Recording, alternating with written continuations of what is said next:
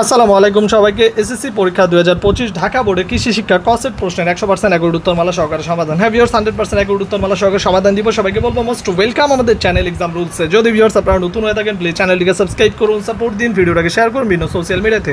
চলো শুরু করা যাক। 1-এর ঘ, 2-এর গ, 3-এর হচ্ছে খ, 4-এর হচ্ছে ক, 5-এর হচ্ছে ঘ, 5-এর হচ্ছে খ, 6-এর হচ্ছে ক, 7-এর হচ্ছে গ, 8-এর হচ্ছে ক, 9-এর হচ্ছে খ, 10-এর হচ্ছে গ, 11-এর ঘ, 12 হচ্ছে খ, 13 হচ্ছে গ। চলে আসি নেক্সট পেজে।